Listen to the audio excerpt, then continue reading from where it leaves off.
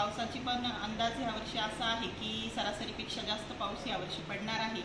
तर त्या अनुषंगाने कृषी विभागाने आपली जी काही खरीपपूर्व तयारी असते ती पूर्ण केलेली आहे। यावर्षी कळवण तालुक्यामध्ये जवळपास 42,000 हेक्टरवर आपल्याला खरीपाची पेरणी करावयाची आहे आणि पाऊसमान चांगला झाला तर कदाचित ते पेरणी क्षेत्र वाढूही शकतं।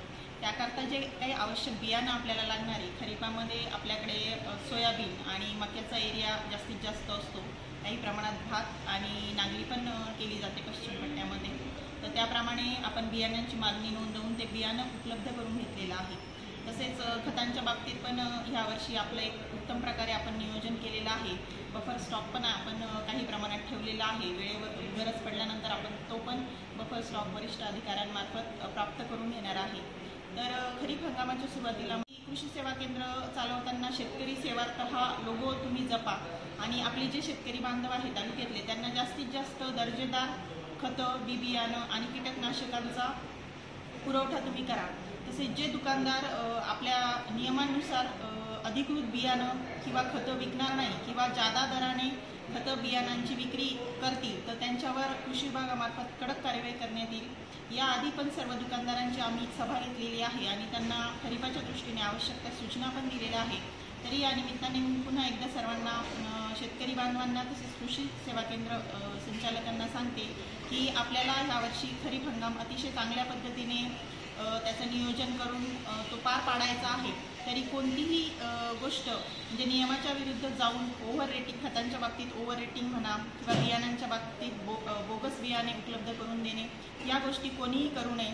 असं काही निदर्शनास आल्यास किंवा कृषी विभागाकडे तशी काही तक्रार प्राप्त झाल्यास कोणाची हयगय केली जाणार नाही आणि त्याच्यावर नियमानुसार योग्य ती कार्यवाही करण्यात येईल। मॅडम, आज सध्या तरी खताचे रेट स्थिर आहेत, मात्र ज्यावेळेस शेतकऱ्यांची पेरणीचं हंगाम चालू होत असतं त्यावेळेस खताचे रेट वाढवले जातात।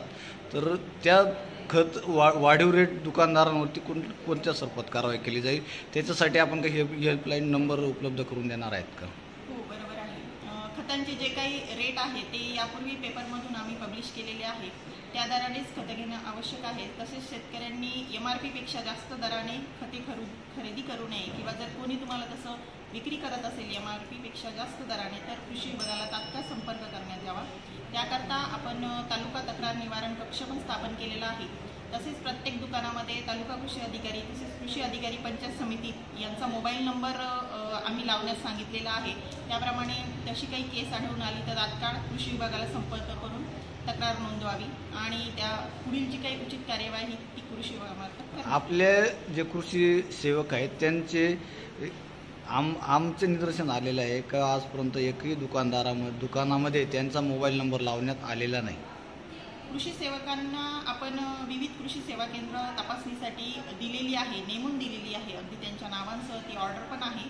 पण जे काही दुकानदार आहेत त्यांनी तालुका कृषी अधिकारी आणि कृषी अधिकारी पंचायत समिती यांचा मोबाईल नंबर त्यांच्या दुकानामध्ये लावणं आवश्यक आहे आणि तशा सूचना पण आपण दिलेल्या आहेत। आता जे लावणार नाही त्यांच्यावरती काय कारवाई करणार? त्यांच्यावर आपण कार्यवाही करण्यात येईल। तशी काही केस तुम्हाला निदर्शनास आल्यास तुम्ही नक्कीच आमच्याशी संपर्क करा, आम्ही त्याप्रमाणे त्यांच्याकडनं ती कार्यवाही पुरी। भावफलक लावणे हे बंधनकारक आहे, तसेच त्या दुकानाचा जो परवाना आहे तो व्हॅलिड असणे बंधनकारक आहे।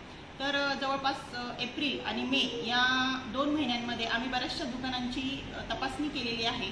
जिथे भावफलक नव्हते त्यांना भावफलक लावण्याच्या 8 दिवसाच्या सूचना पण दिलेल्या आहेत। त्याप्रमाणे काही दुकानांनी कार्यवाही केली आहे, अद्याप काही कार्यवाही सुरू आहे। तरी आता खरीप हंगाम सुरूच होत आहे, तरी जवळपास 100% दुकानांमध्ये हे फलक लावले जातील असं आम्ही गृहीत धरतो। या संदर्भात आपले जे कृषी सेवक आहेत त्यांना कडक सूचना केल्या जातील का आपल्याकडनं? हो, कृषी सेवक गाव पातळीवर काम करणारे कर्मचारी असल्यामुळे त्यांना त्यांच्या कार्यक्षेत्रामध्ये जे काही कृषी सेवा केंद्र येतात त्यांच्या तपासणीसाठी आपण आदेश दिलेले आहेत।